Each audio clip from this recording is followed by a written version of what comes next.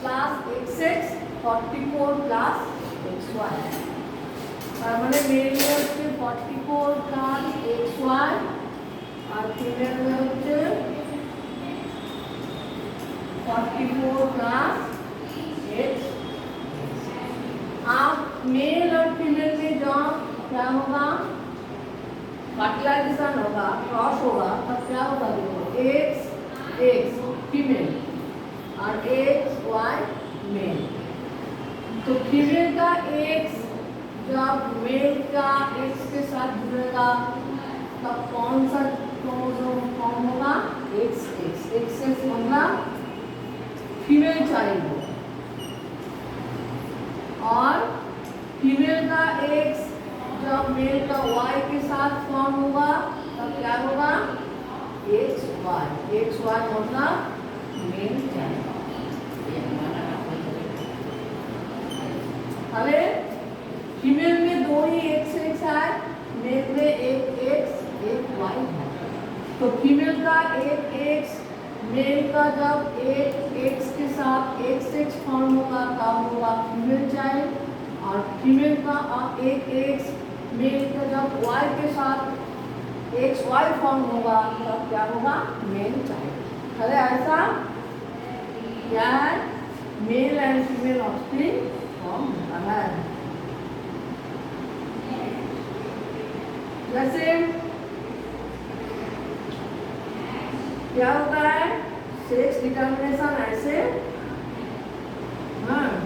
निर्णय किया जाता है।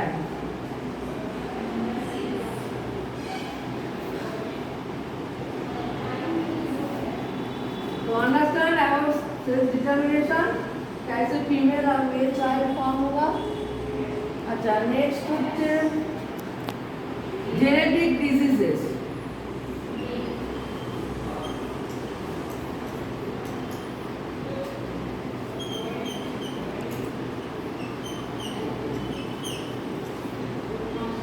जेनेटिक डिजीजेस क्या है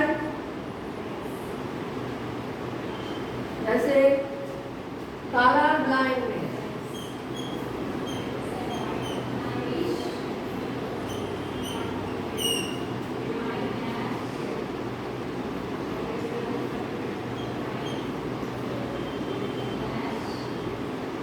क्या है colour blindness in the general sense colour blindness means disability to recognize color is not recognized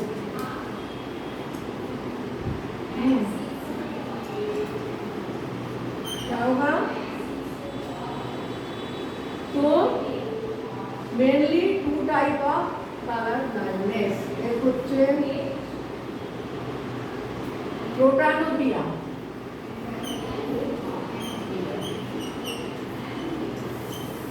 protanopia क्या है The affected person fails to recognize red color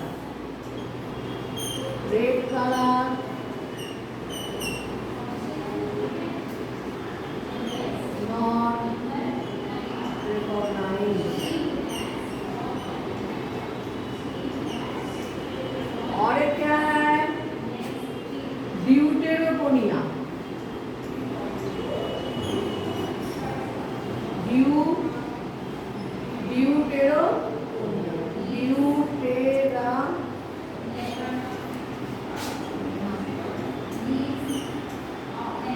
तो ड्यूटेरोपोनिया क्या है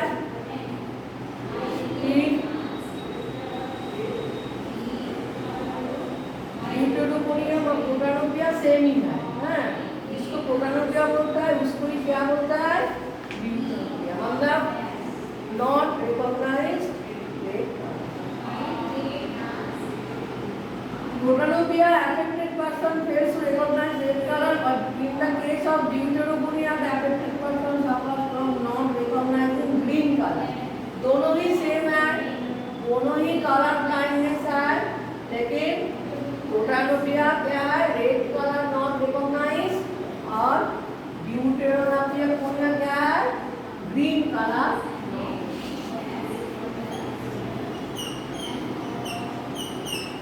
ये सब नेम एंड स्पेलिंग याद करो। समझ आया? তাহলে কালার ব্লাইন্ডনেস হচ্ছে a disease color is not recognized। Two type है, क्या क्या? Protanopia, deuteranopia. तो प्रोटैनोपिया में होচ্ছে रेड कलर नॉट रिकॉग्नाइज और डियूटेराकोनिया में होচ্ছে green colour not recognize. Next होচ্ছে क्यों होता है? Because the gene for colour blindness is X linked and recessive. जो जीन है responsible for colour blindness is X linked. X chromosome के ऊपर है, एक क्रोमोसोम के ऊपर होता है एंड रिसेसिव।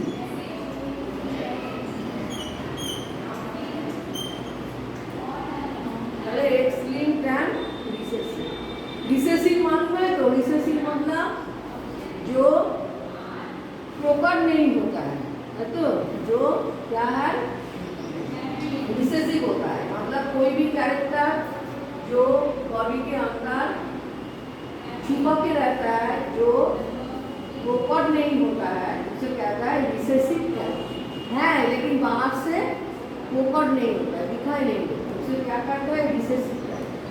जो एक्सप्रेस नहीं होता है, जो कैरेक्टर एक्सप्रेस नहीं होता है। तो ये है कलर ब्लाइंडनेस। अंडरस्टैंड? अच्छा, नेक्स्ट हीमोफीलिया। कलर ब्लाइंडनेस याद रखो जो हर टाइम एक्स लिंक के द्वारा होता है, x link and recessive. Next হচ্ছে haemophilia.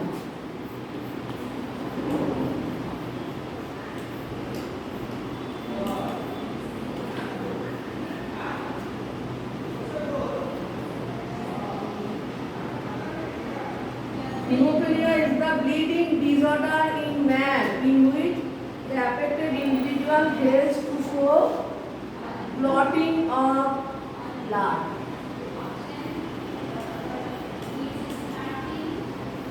Clotting of blood is not possible। अर्थात ब्लड क्लॉटिंग क्यों होता है? क्योंकि ज़्यादा ब्लड निकलने से क्या होता है? मर जाता है। तो जब कोई भी एक्सीडेंट हो, काट जाता है, तो बॉडी में जो खून निकलता है वो निकलते में ज़्यादा हो जाएगा, तो क्या हो जाएगा? कोई भी मर सकता है, तो डेड हो जाता है। तो इसीलिए ब्लड क्लॉटिंग इज मस्ट। तो ब्लड क्लॉटिंग कौन करता है? जैसे थ्रोम्बोप्लास्टी, थ्रोम्बिन, ये सब के द्वारा होता है, ये प्रोसेस है। तो ब्लड क्लॉटिंग और एक हेल्प करता है, जैसे हेपारिन। हेपारिन एक कंपाउंड है जिसके द्वारा भी ब्लड क्लॉटिंग होता है। तो ब्लड क्लॉटिंग नॉट पॉसिबल जब हीमोफीलिया होता है। तो ब्लड क्लॉटिंग जब पॉसिबल नहीं होता है, तो ज़्यादा ब्लड क्या हो जाएगा? निकल जाएगा और क्या हो जाएगा? डेड होने का चांस बहुत ज़्यादा है। तो in case of damage of blood vessel due to some external injury, जब external injury होता है, अच्छा, तो ये क्यों होता है? The defect has been found to occur due to a recessive mutation of a gene located on the X chromosome of man। X gene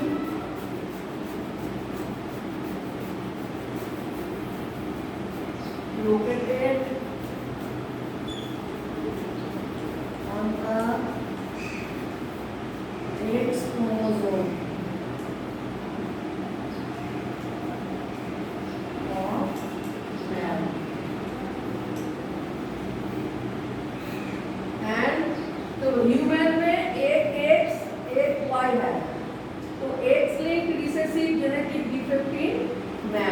human में जो एक्स है इसमें क्या है, जब डिफेक्ट हो जाता है तभी हीमोफीलिया और x link recessive genetic disorder, ये भी एक्स लिंक है। तो ह्यूमन का ये जो एक्स क्रोमोसोम है इसमें कुछ डिफेक्ट हो जाएगा तो क्या होगा, हीमोफीलिया होगा, जहाँ पे हीमोग्लोबिन फॉर्मेशन नहीं होता है। तो हीमोग्लोबिन फॉर्मेशन नहीं होता है तो ब्लड में एबनॉर्मलिटी आ जाता है। तो ब्लड में तो हीमोग्लोबिन होना ही चाहिए, इसलिए तो ब्लड का कलर क्या है, रेड। और फिर ब्लड क्लॉटिंग में भी प्रॉब्लम होता है। तो ये जेनेटिक डिसऑर्डर है, बहुत सारा। The royal family of England was affected by this disease, अर्थात पेरेंट्स से ऑफस्प्रिंग में आ सकता है वो। तो ये जेनेटिक डिसऑर्डर है, mutation of gene. From the queen, the defective gene was transmitted to many of her descendants. Queen से उसके बाद में जो जनरेशन था नेक्स्ट जनरेशन में चला आया। इंग्लैंड में ये हुआ था क्वीन विक्टोरिया से। नेक्स्ट হচ্ছে थैलासेमिया, ये मालूम हो तो haemophilia.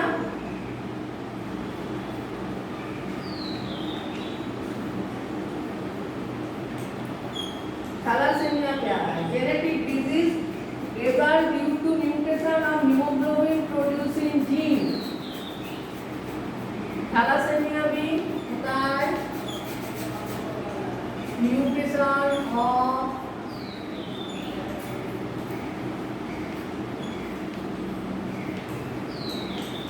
Haemoglobin producing gene.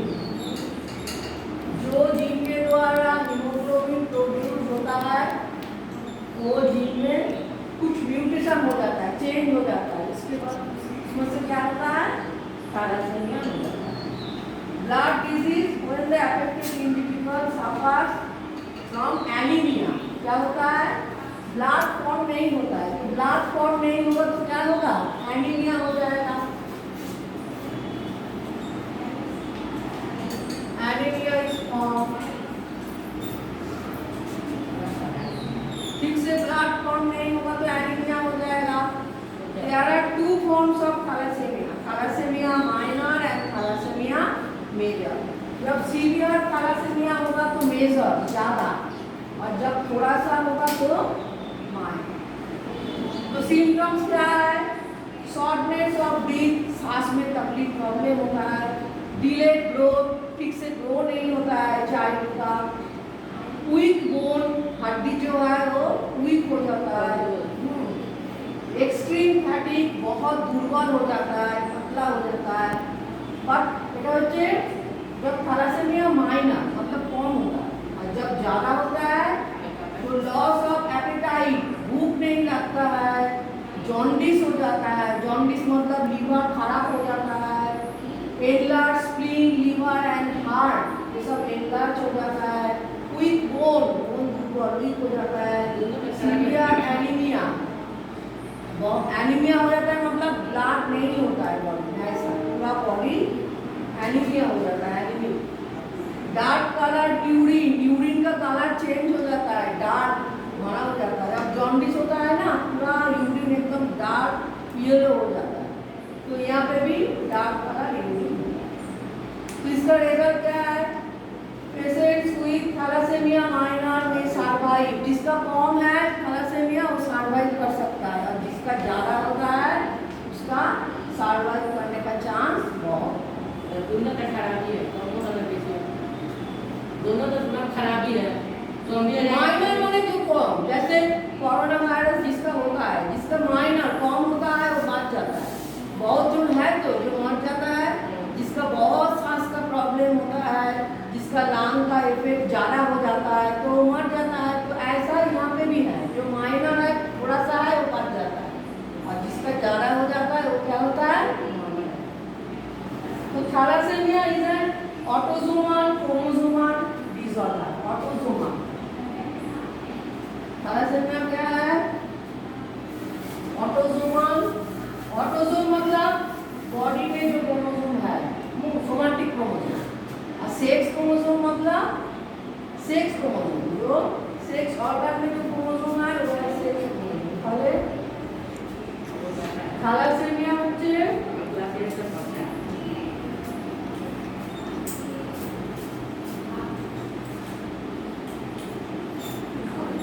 Thalassaemia is an autosomal. তাহলে ऑटोसोमल क्रोमोसोम का नंबर क्या है? तो ऑटोसोमल का नंबर 44 और सेक्स क्रोमोसोम का 2। Autosomal thalassaemia is an autosomal chromosomal disorder।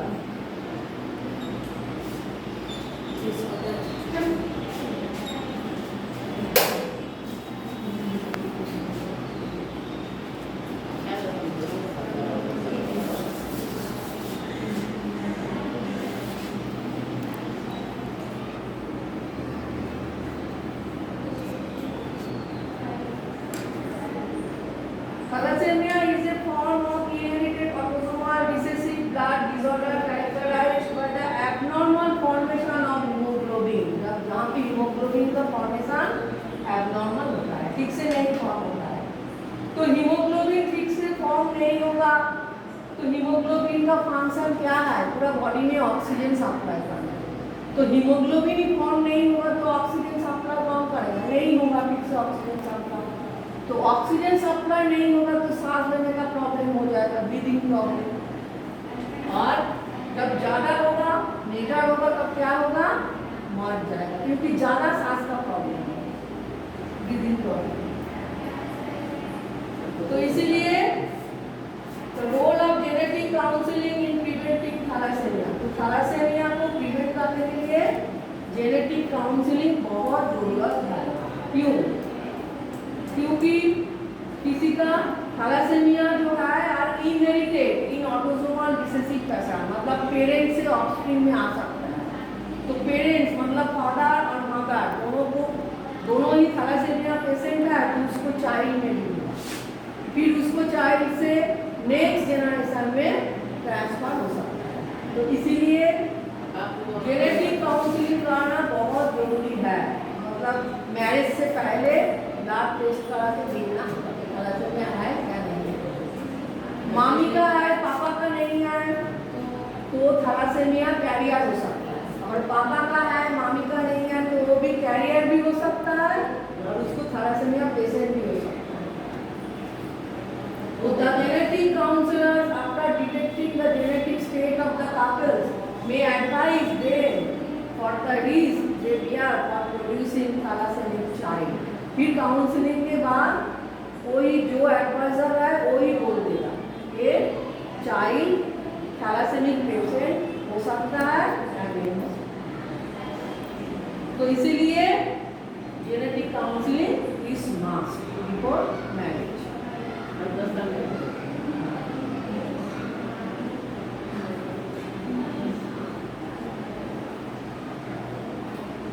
और यहाँ पे क्रॉस है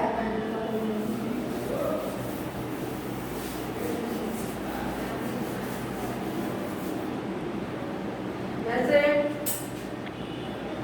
XT थैलासेमिया नॉर्मल, इसके साथ XTY जो थैलासेमिया पेशेंट है उसको क्रॉस करा होगा तो क्या होगा? XT ST तो है और यहाँ पे XTY तो यहाँ पे क्रॉस करा क्या होगा? XTY तो क्रॉस करो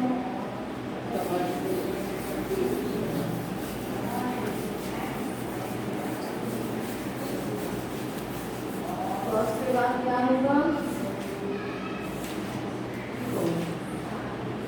XT और यहाँ पे Y और यहाँ पे भी करो कितना हुआ? XT और X to the power T हो गया। यहाँ से दो गैमेट फॉर्म होता है, क्या क्या, x to the power t, x to the power t, दो अलग अलग। और यहाँ पे x to the power t और y, मतलब x to the power t और y, मतलब यहाँ पे हुआ और यहाँ पे क्या होगा, x to the power t, x to the power, ये दो, ये चार तो अलग अलग गैमेट फॉर्म। अब क्रॉस बनाने से क्या होगा, x to the power t, x to the power t, x to the power t, x to the power t, और यहाँ पे क्या होगा, x to the power t and y, right में लिखिए y, यहाँ पे x to the power t, x to the power t, और यहाँ पे x to the power t। हमारे थैलासेमिया का चांस 50% है, 50% नॉर्मल हुआ, 50% थैलासेमिया। समझ में आया? यस अरे थैलासेमिया का चांस जब नॉर्मल वोमेन के साथ थैलासेमिक मेल में जो क्रॉस कराओगे तो 50% नॉर्मल होगा, 50% थैलासेमिक चांस। और ना गया अरे जेनेटिक डिजीज कॉम्प्लीटेड।